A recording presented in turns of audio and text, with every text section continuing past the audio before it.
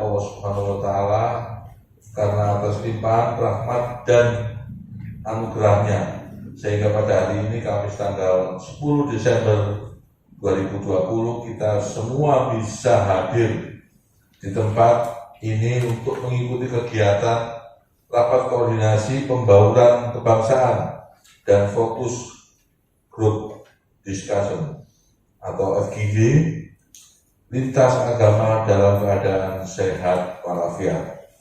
Sebelum kami melanjutkan sambutan ini, saya ucapkan terima kasih banyak kepada Bapak Ibu dan para tokoh agama yang telah meluangkan waktu untuk bisa hadir di acara ini. Semoga amal baik kita semua diterima oleh Tuhan yang Maha Kuasa. Amin. Amin. Dan perlu Bapak Ibu ketahui bahwa pada kesempatan ini kami mengundang para tokoh lintas agama di Kabupaten Sidoarjo, antara lain dari agama Islam sebanyak 20 orang, dari agama Kristen 10 orang, Katolik 5 orang, Hindu 5 orang, Buddha 5 orang, dan Konghucu 5 orang. Para hadirin yang saya hormati, sebagaimana kita ketahui bahwa Negara Kesatuan Republik Indonesia memiliki ciri khas, yaitu kebinekaan ras, suku, budaya, dan agama yang menghuni dan tersebar di berbagai wilayah Nusantara dan bertekad untuk menjadi satu bangsa, satu tanah air, dan satu bahasa, Indonesia. Kita patut berbangga bahwa bangsa Indonesia memiliki konsepsi dan konsensus bersama menyangkut hal-hal fundamental bagi keberlangsungan, keutuhan, dan kejayaan bangsa yang besar ini. Para pendiri bangsa telah mewujudkan konsepsi dan konsensus kebangsaan dan kenegaraan tersebut, yaitu Dasar Negara Pancasila, Konstitusi Negara yaitu Undang-Undang Dasar tahun 1945, bentuk negara yaitu Negara Kesatuan Republik Indonesia, dan Bhinneka Tunggal Ika sebagai semboyan nasional. Kita menyadari bahwa akhir-akhir ini persatuan dan kesatuan bangsa mulai melemah, yang ditandai dengan mudahnya masyarakat terprovokasi dan termakan isu-isu yang menyesatkan yang dapat mengancam keutuhan bangsa dan negara. Munculnya konflik di berbagai daerah yang sering dikemas sebagai isu sara menandakan betapa rentannya kita sebagai bangsa yang majemuk. Hal ini mengingat kebinekaan di samping sebagai modal pembangunan bangsa juga sekaligus memendam potensi konflik.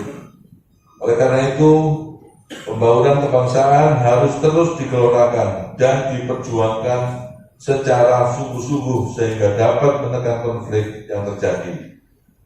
Dalam pembangunan kebangsaan akan ditingkatkan penghargaan terhadap harkat dan martabat manusia dengan tekad untuk berkehidupan yang bebas, merdeka, dan bersatu, serta cinta tanah air.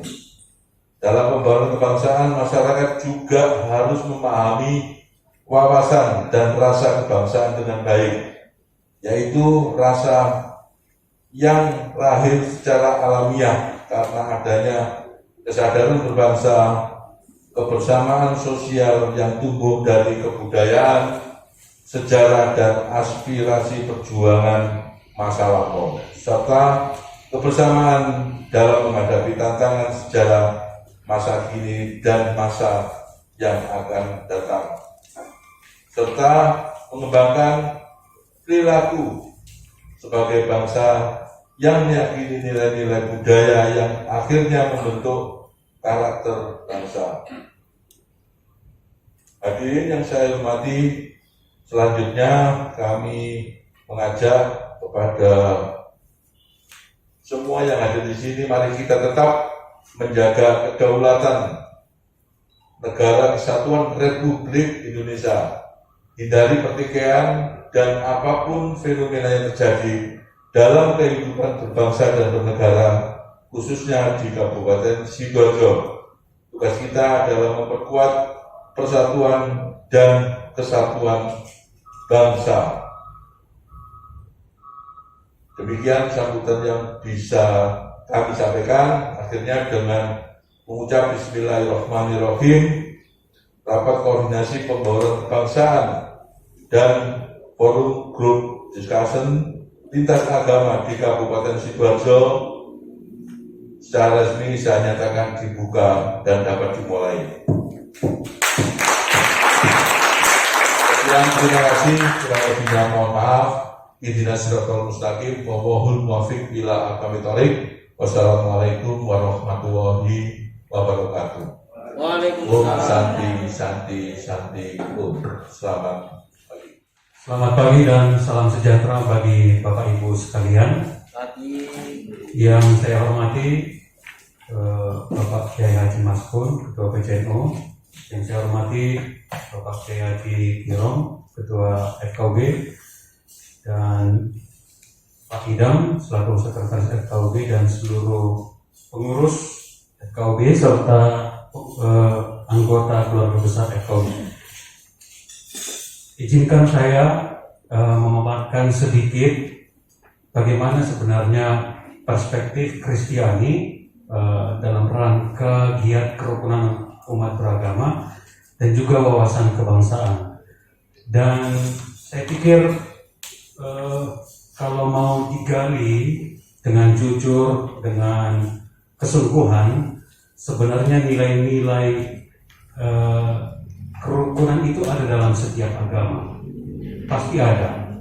Tapi bagaimana kita jeli melihatnya di setiap agama, khususnya yang ada di Indonesia ini.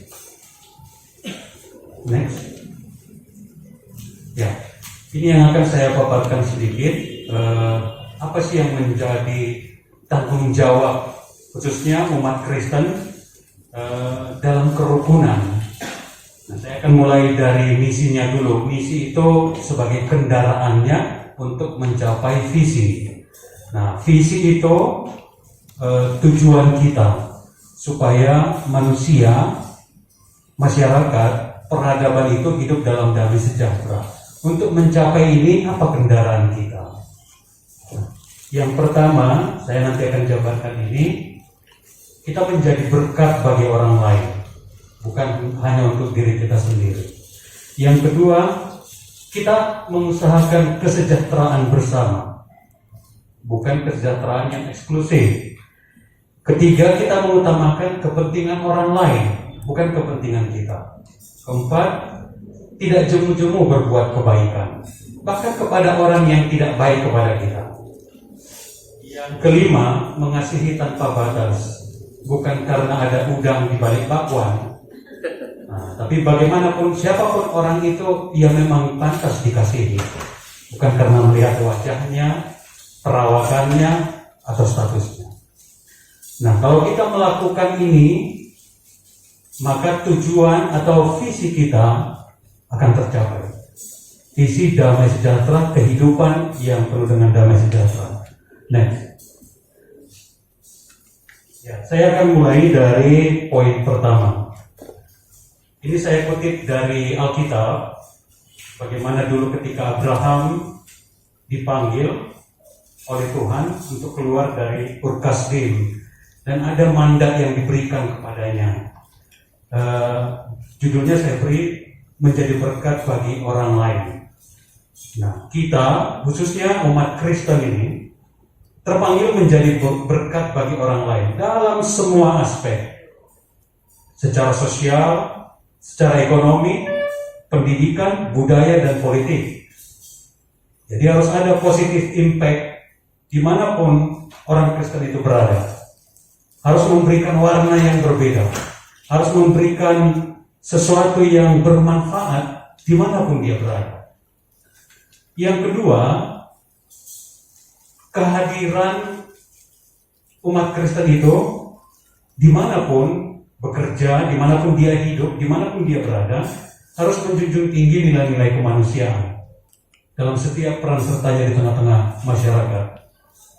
Dan yang ketiga, menjadi agen perdamaian, rekonsiliator, bukan provokator, bukan pemicu masalah, dengan jalan kasih dan pengampunan, bukan dengan kekerasan. Jadi mengatasi kekerasan dengan jalan tanpa kekerasan. Nah sekarang ini kan yang memprihatinkan di tengah-tengah negeri kita ini, umat beragama saling melukai, saling menyakiti. Bukan hanya melukai secara fisik saja, tapi juga melukai secara batin, mendiskriminasi, menjelek-jelekan, merendahkan, dan lain sebagainya. Nah, jadi tugas pokok yang pertama itu nilai luhur yang mungkin juga terdapat dalam setiap ajaran agama, bagaimana kita menjadi berkat bagi orang lain dan bagi dunia ini. Next. Yang kedua, mendoakan dan berusaha menciptakan kesejahteraan bersama. Nah, jadi tugas penting tidak hanya mendoakan bangsa dan negara, tidak hanya mendoakan presiden kita, tidak hanya mendoakan pemerintah kita, tokoh-tokoh agama, tokoh-tokoh pemerintahan. Memang itu sangat penting, sebab dengan berdoa itu wujud dari kepedulian spiritualitas kita, memohon kepada Tuhan supaya memberkati setiap pemimpin-pemimpin bangsa dan negara kita. Tapi di sisi yang lain, berdoa itu tidak hanya lipat tangan, menundukkan kepala, tapi juga membuka tangan untuk membangun kehidupan yang lebih adil. Jadi doa itu tidak hanya ibadah, tapi juga aksi sosial yang nyata. Doa baru sempurna ketika ibadah itu ditunjukkan dengan aksi membangun kehidupan yang lebih berkeadilan, lebih sejahtera, dan bahagia bersama, bukan bahagia secara kelompok. Nah, ini prinsip yang menarik juga. Jika hidup masyarakat itu sejahtera, hidup harmonis, hidup dalam kedamaian, setiap umat beragama di dalamnya juga akan merasakan kedamaian dan kesejahteraan bersama. Tapi kalau masyarakat chaos, ya setiap umat beragama juga pasti saling curiga, saling saling menjelek-jelekan dan lain sebagainya. Next. Nah, poin yang ketiga, bagaimana kita mengutamakan kepentingan orang lain. Mengutamakan kepentingan orang lain ini adalah cara terbaik kita membangun keharmonisan. Egoisme itu atau egosentrisme itu memang perlahan harus dikikis, harus dikurangi. Kan yang terjadi di tengah-tengah negeri kita ini adalah egoisme yang sangat berlebihan, sehingga tidak peduli kepada orang lain, hanya peduli kepada dirinya, kelompoknya, dan golongannya. Kemudian wujud dari mengutamakan kepentingan orang lain adalah bagaimana bersolidaritas terhadap kaum yang lemah dan termarginalkan. Jangan ada prinsip bersenang-senang di atas penderitaan orang lain. Memang mungkin di setiap agama menekankan supaya kita mengasihi pertama-tama yang seiman dengan kita. Tapi juga tidak boleh dinafikan atau dilupakan bahwa kasih itu tidak hanya untuk kelompok kita, tapi dia harus bergerak keluar. Harus universal, bukan yang eksklusif. Nah, kemudian membuat orang lain bahagia adalah bagian dari kebahagiaan kita. Jadi sekarang kan masalahnya ada orang yang stres kalau melihat orang lain bahagia. Iya, harusnya kan harus sama-sama bahagia. Kalau orang lain bahagia, ya kita bahagia. Itu enaknya hidup dalam kerukunan. Yang keempat, nah ini mengasihi tanpa batas. Kalau mengasihi sesama seperti yang dibilang Pak Idam tadi, kalau saya hanya mengasihi orang Batak, karena saya orang Batak, ya apa bedanya iman saya? Itu sangat standar. Kalau saya hanya mengasihi jemaat HKBP, itu sangat standar. Bahkan mungkin ya rata-rata lah, biasa lah itu. Lumrah. Tapi kalau saya mengasihi orang yang di luar golongan saya, yang tidak seiman dengan saya, baru itu di atas rata-rata. Jadi kita jangan bangga hanya mengasihi seagama kita, satu gereja kita, seiman dengan kita, itu standar banget itu. Jadi kan kita itu harus go to the next level. Harus menunjukkan karakter kita, bagaimana kita keluar dari zona aman kita, menunjukkan kasih kepada orang lain. Kemudian, nah ini sekarang kan ya orang Indonesia terkenal dengan umat yang beragama. Itu terkenal, keluar negeri itu terkenal. Tapi persoalannya kan sekarang itu ada dikotomi yang semakin tajam. Orang sekarang hanya lebih sibuk mengurusi urusannya dengan Tuhan. Dia lupa mengurusi urusannya dengan orang lain. Padahal hubungan kita dengan Tuhan baru terlihat, baru bisa dinilai ketika kita juga memiliki relasi yang baik dengan orang lain. Nah, seperti yang saya sebutkan tadi, berdoa itu tidak hanya menutup mata, tapi juga membuka mata terhadap keadaan yang sekarang ini. Nah, kasih itu universal dan inklusif, tidak pandang bulu. Nah, inilah tantangannya. Sekarang kan primordialisme itu semakin meningkat. Nah, saya pernah mendengar sebuah quotes, kutipan begini. Orang sekarang semakin banyak hidup di zaman modern, tapi cara berpikirnya itu tetap primitif. Banyak kan persoalannya, kita kan sangat modern, coba lihat teknologi kita. Tapi kita kan semakin curiga sekarang ini. Semakin membatasi. Di media sosial kita melebur, tapi dalam realitanya kita terpisah, kita terkotak-kotak. Apalagi sekarang ditambah masker, ya enggak? Jaga jarak. Jaga jarak, pakai masker. Saya nggak tahu sekarang ini mana ini yang senyum. Saya juga kalau khotbah sekarang saya agak tambah stresnya kalau khotbah di gereja itu. Misalnya saya bikin humor, saya nggak tahu mereka ini senyum atau jengkel atau kesal. Orang cuma melihat mata. Tapi yang ingin saya tekankan bahwa kasih itu tidak pandang bulu, tidak melihat wajah, tidak melihat statusnya, tidak melihat latar belakang seseorang. Baru itu apa arti kasih yang sebenarnya. Yang kelima, nah ini salah satu sering ayat di Alkitab yang sering dikutip oleh orang Kristen. Saya baca saja. Segala sesuatu yang kamu kehendaki supaya orang perbuat kepadamu, perbuatlah demikian juga kepada mereka. Kita harus yakin bahwa kebenaran dalam agama kita itu yang paling benar untuk kita. Dan kita juga harus memahami kebenaran dalam agama orang lain, bagi dia itu kebenaran yang utama bagi dia. Nah, bagaimana masing-masing kebenaran ini semakin bertumbuh? Yang penting kan ini loh, semakin tinggi iman seseorang, semakin tinggi solidaritasnya. Nah, itu tantangannya. Ngapain kita mengaku semakin tinggi imannya, tapi semakin tidak peduli dengan orang lain? Itu sia-sia. Kalau misalnya naik kelas imannya, dia harus naik kelas juga solidaritasnya, kepeduliannya, kasihnya kepada orang lain. Terima kasih. Assalamualaikum warahmatullahi wabarakatuh. Waalaikumsalam. Selamat pagi, salam sejahtera untuk kita semua. Yang kami hormati Ketua KUB, Kiro, juga Sekretaris, dan narasumber, dan seluruh audien yang sangat kami hormati dan kami banggakan.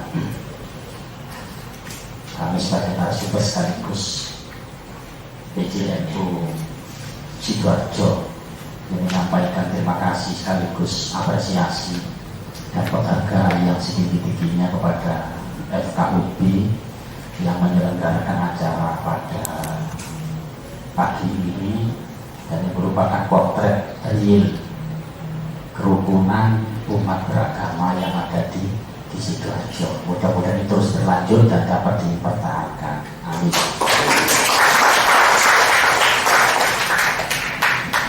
Berbicara tentang kerukunan, maka kita tidak bisa lepas dari persoalan kemajemukan, persoalan pluralisme, persoalan kebinekaan, yang itu memang ya rentan dengan konflik begitu.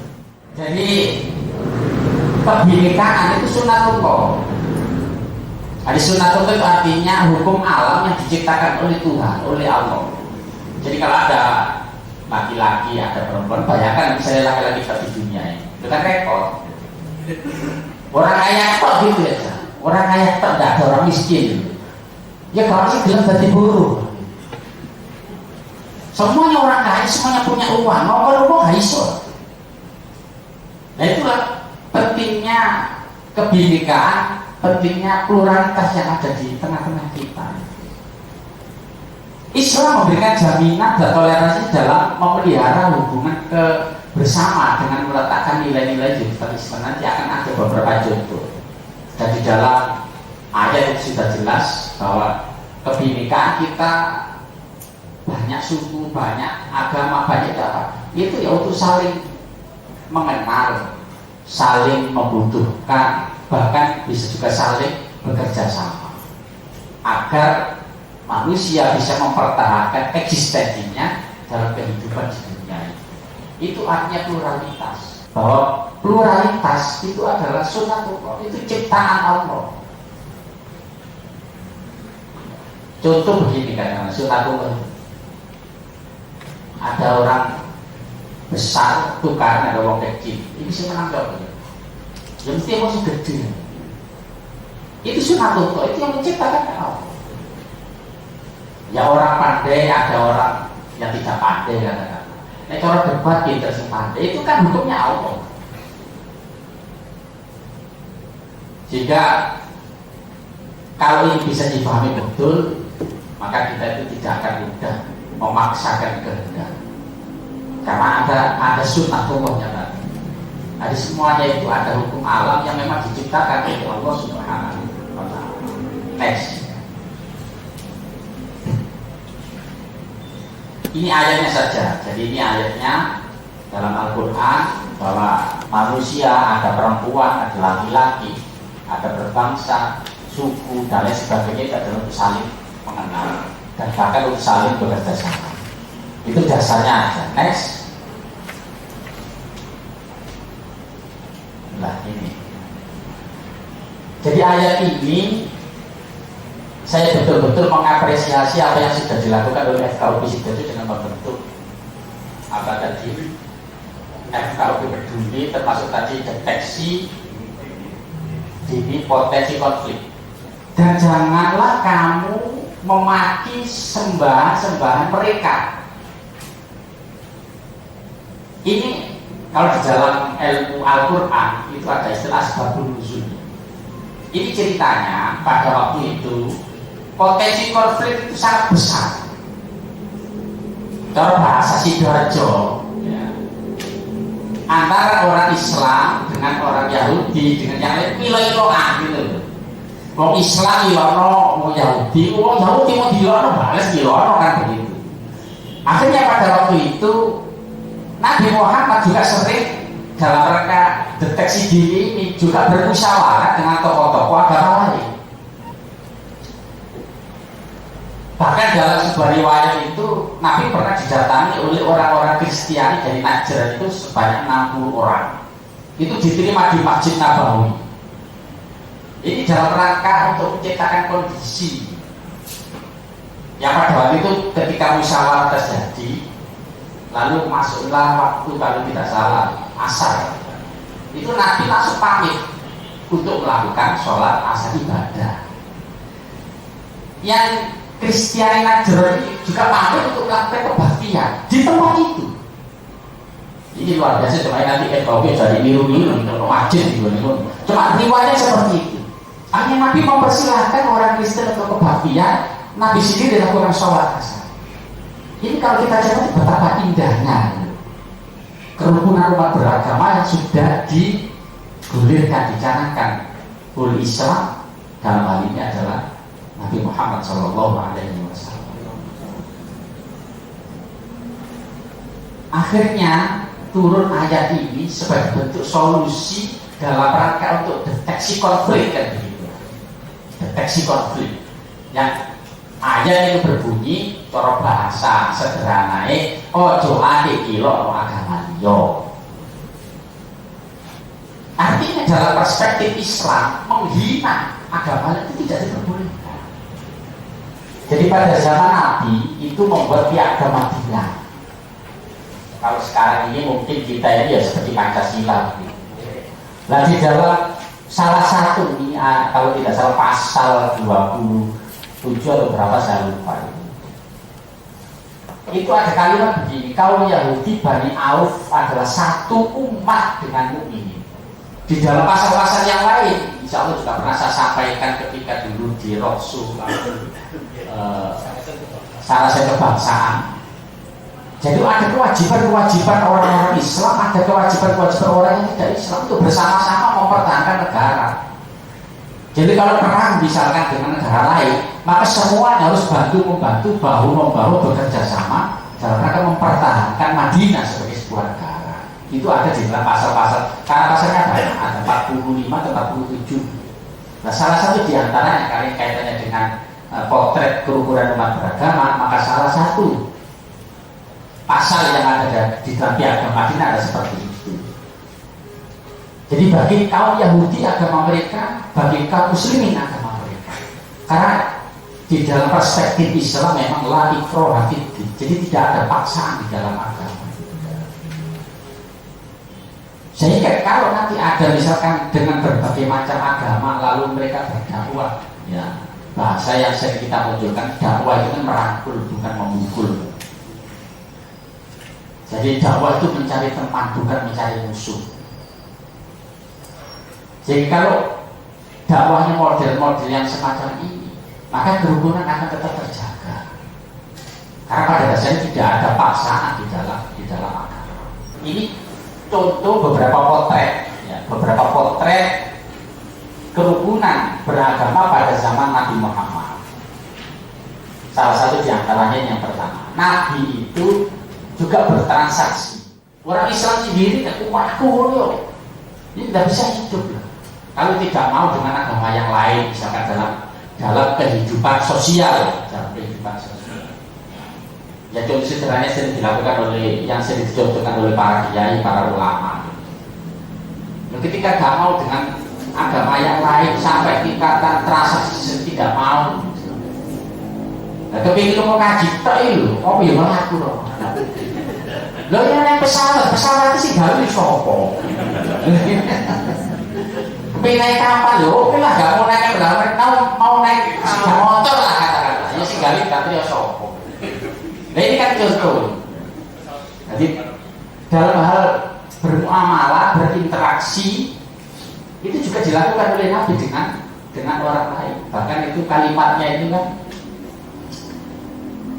istaro, kalau saya bacakan Arabnya, istaro Rasulullah SAW min Yahudi to'ama binasiatin. Jadi Nabi itu membeli makanan dari orang Yahudi binasiatin itu dengan ini, enggak cash. Maksudnya itu dengan bayarnya ditunda. Apa maksudnya? Nyatet. Oh iya. Cara bahasa kasar itu utang. Ngoten ya. Bahkan warahana diro'au. Jadi sampai Nabi itu menggadaikan baju besinya untuk ya ini karena apa bahasa jaminan gitu ya, sebagai jaminan maka dia menggadaikan baju besinya. Itu terhadap orang Yahudi yang non Islam. Dalam riwayat itu sampai Rasulullah wafat, artinya yang melunasi itu adalah Sayyidina Ali. Ini sudah dilakukan, dicontohkan oleh baginda Rasul. Yang kedua, Nabi itu pernah suatu ketika ada jenazah non Muslim. Nabi seketika berdiri, menghormati. Terus ada sahabat itu yang mengatakan, Nabi itu bukan orang Islam. Terus Nabi menjawab, apakah dia bukan manusia? Jawaban tegas. Dia kan juga manusia. Jadi potret-potret kerukunan umat beragama pada zaman Nabi sudah dibangun pada waktu itu. Yang ketiga, ini yang tadi sudah saya sampaikan, Nabi memberikan utusan Nasrani Najran Walaupun kemudian tadi sudah saya ceritakan. Nah bahkan saya juga mengapresiasi adanya FKUB peduli tadi. Ini tidak satu begitu. Jadi suatu ketika Nabi itu selalu menyuapi, dulang seorang perempuan tua Yahudi buta. Jadi Nabi setiap hari apa itu mesti datang untuk menyuapi. Padahal dia itu Yahudi, bukan orang Islam. Akhirnya dalam sebuah riwayat sampai Nabi wafat. Akhirnya dilanjutkan oleh Abu Bakar. Lah yang perempuan ini kaget, siapa kamu? Saya Muhammad. Bukan. Karena perempuan ini hafal, aku hafal betul. Tangannya, gayanya, Muhammad saya hafal. Kamu bukan. Akhirnya dia ngaku kalau dia memang Abu Bakar dan mengatakan bahwa Muhammad sudah meninggal. Itu orang Yahudi sudah dilakukan oleh Nabi Muhammad. Nah, oleh karena itu potret yang sudah dicontohkan ini makanya sangat mengapresiasi adanya forum kerukunan umat beragama ini sebagai bentuk untuk menjaga eksistensi kita semua dalam bersosial. Dan masih banyak yang lain tentunya, nah, ini ada beberapa contoh saja bahwa kita sebagai manusia, makhluk sosial itu pentingnya kerjasama, tolong-menolong dengan orang lain. Tentu yang penting itu kan sering kali saya katakan bukan dalam kapasitas ibadah kan, ini ibadah kan tidak usah dicampur, kita harus saling menghargai, saling menghormati. Persoalan-persoalan sosial harus bekerja sama. Makanya saya mengapresiasi ketika FKUB buat kegiatan ketika ada istri besar kubro, ya itu kan melakukan aktivitas pada waktu itu bagus. Terus kerjasama juga dengan UNUSIDA. Nah ini PJN itu sangat respon itu.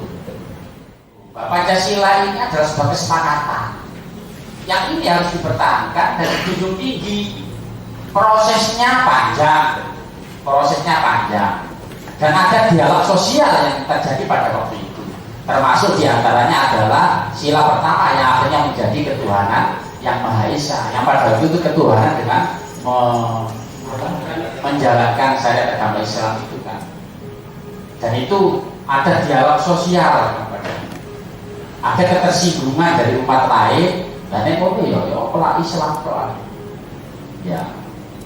Pada waktu itu kalau tidak salah disampaikan kepada Laksamana Maeda keberatan dari umat lain, umat Kristen yang ada di wilayah timur Indonesia itu disampaikan kepada Laksamana Maeda. Laksamana Maeda disampaikan kepada Bung Hatta disampaikan lagi kepada Yai Haji Wahid Hasyim.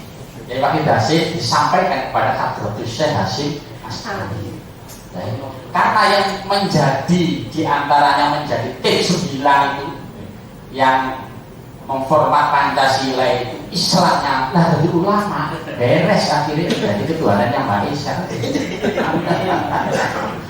Andai kan pada waktu itu Islam garis kelas, dipertahankan Pak, harus ini. Kalau enggak ini saya nanti dosa. Ternyata bahasa juga dalam menghilangkan kalau ada 7 kata dalam itu juga ada dasarnya juga. Pernah dicontohkan oleh Nabi Muhammad juga. Ketika perjanjian dengan orang-orang Quraisy yang tidak Islam itu, satu ketika di dalam not tulisnya itu kan berbunyi pertama dikasih Bismillahirrahmanirrahim. Diprotes sampai orang-orang Quraisy yang tidak Islam. Loh, itu lah Islam. Akhirnya direstui oleh Nabi Muhammad.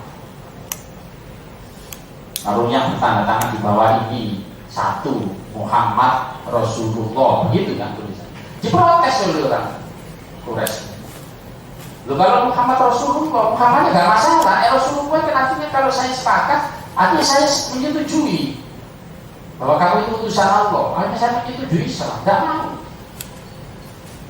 Saya dinaan ya pada itu menjadi sekretaris, kalau berubah ya repot juga. Terus supaya berubah gitu. Akhirnya nanti sudah hapus saja. Ini kan contoh. Yang pada urusan Pancasila itu diikuti oleh Kadrodus Jadi Jasi Basmasari, disampaikan kepada Kiai Fakih Hasyim, akhirnya jadilah Pancasila ketuhanan yang Maha Esa. Dialog sosial. Dan kalau kita memang benar-benar mengikuti jejak langkah dari Nabi Muhammad sebagai orang Islam, enak gitu, nggak ada kata sulit.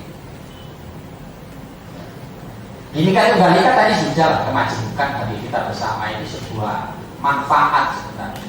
Jadi yang harus kita jaga. Bahkan menurut Profesor Pak MD bahwa pluralitas yang ada di Indonesia ini menjadi laboratorium pluralitas di dunia. Itu sebenarnya mungkin jadi pilot project lah. Ya karena apa? Indonesia kan paling kebinekaan paling tertinggi di dunia. Pulaunya banyak, agamanya banyak, bahasanya banyak. Tetapi kok iso hidup tenang? Itu pernah diteliti oleh peneliti dari luar negeri. Oke, next. Nah inilah sikap kerukunan yang dibangun oleh NU.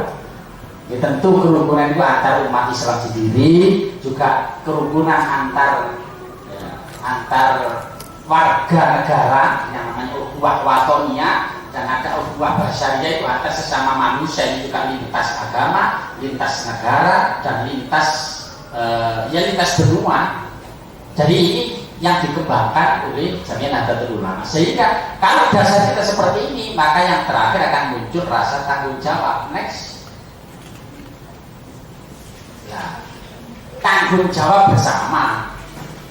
Ini mungkin kesimpulan yang dapat kita ambil dari kegiatan sekarang ini. Ada yang namanya tanggung jawab diniyah, ada tanggung jawab keagamaan. Lah urusannya BNK, urusannya kerukunan umat beragama apa? Kalau tanggung jawab beragama kita ini benar-benar bisa dilaksanakan, kita sebagai orang yang amanah, yang kita yakini tadi sudah disampaikan oleh Pak Maradona juga bahwa semua agama tidak ada yang menghendaki tukaran, itu tidak ada. Kalau kita meyakini bahwa agama yang kita anut itu seperti itu, maka tentu kita akan bisa saling menghargai, kita bisa saling bekerja sama dengan umat yang lain, bisa saling tolong-menolong dalam hal-hal urusan sosial. Yang kedua, ada yang namanya tanggung jawab ijtimaiyah, itu tanggung jawab sosial. Ya tentu tanggung jawab sosial kita sebagai manusia, sebagai warga negara juga harus kita junjung tinggi. Bagaimana kalau ada orang-orang miskin kita menjaga bersama? FKUB sudah menyusun apa tadi? Membuat program. Satgas sudah membuat program FKUB peduli. Itu kan dalam rangka tanggung jawab ijtimaiyah, tanggung jawab sosial. Karena kita tidak bisa hidup sendiri, itu kan tidak bisa. Di Islam pun itu tidak bisa. Kita yang diperintahkan ukurannya orang soleh itu kan iqamatu hukukillah, iqamatu hukukil zaujiyah, iqamatu hukukil ijtimaiyah. Jadi tanggung jawab kepada Allah Tuhan itu juga dilaksanakan, hak-hak keluarga juga dilaksanakan, dan hak-hak sosial juga dikembangkan.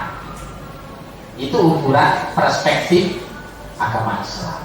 Sehingga dari paparan ini tadi, kalau kita bersama ini benar-benar menjunjung tinggi, punya rasa tanggung jawab keagamaan, tanggung jawab sosial kita, dan juga tanggung jawab kenegaraan, maka semuanya tentu akan berjalan lancar. FKUB ini juga lancar, NK ini tetap harga mati sampai kapanpun meskipun digoyang sana sini seperti itu. Next, saya kira itu yang dapat kami sampaikan. Kurang lebihnya mohon maaf. Assalamualaikum warahmatullahi wabarakatuh.